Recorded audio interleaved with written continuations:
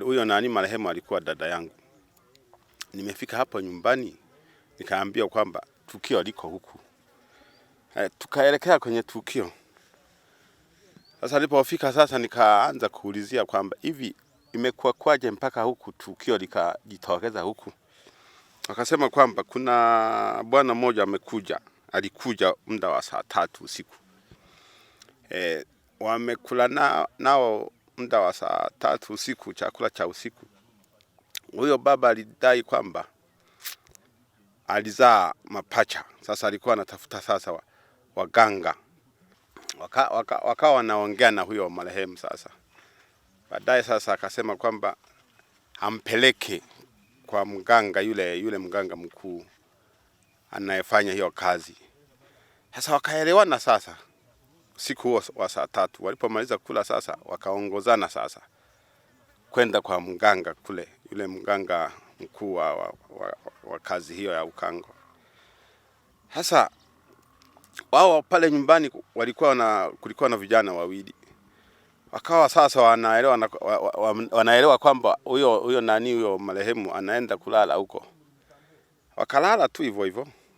Baadaye usiku sasa muda wa saa 12 wakaondoka kwenda shambani.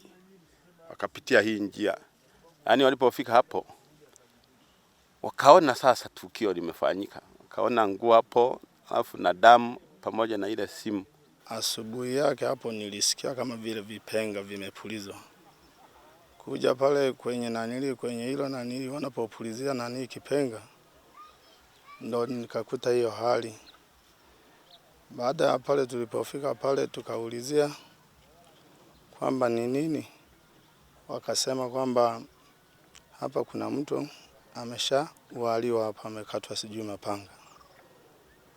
Waliogundua ndi ndugu zake walikuwa wanaenda shambani asubuhi kama muda wa saa 12 hivyo. Mpaka sasa hivi tunawashikilia watuhumiwa wawili kwa sababu alikuja mgeni asiyemjua akimwomba ampeleke kwa mganga, lakini mganga huyo aliyemtaja ni mama yake mdogo na marehemu. Baada ya pale yule mama hakurudi nyumbani kwao, na kutoka pale nyumbani kwake mpaka kule hapana kipande kirefu, hakurudi.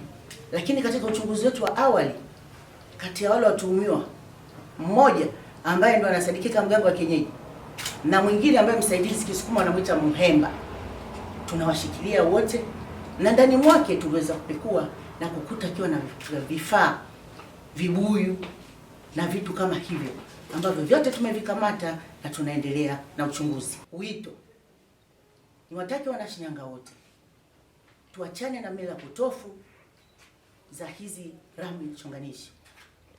Leo kuna misa za mikesha katika makanisa mbalimbali. Polisi tutakuwa kule kuhakikisha kwamba ulinzi unakuwepo. Unapokwenda kanisani, unapokwenda kutembea, hakikisha nyumbani kwako pana ulinzi. Swala la ulinzi ni mtambuka, kwa maana si la jeshi la polisi peke yake, ni la wanajamii wote. Kwa hiyo sote tushirikiane katika swala zima la ulinzi na usalama. Lakini ni wapongeze Wanashinyanga kwamba wamekuwa mstari wa mbele katika kutupa taarifa za wahalifu na uhalifu.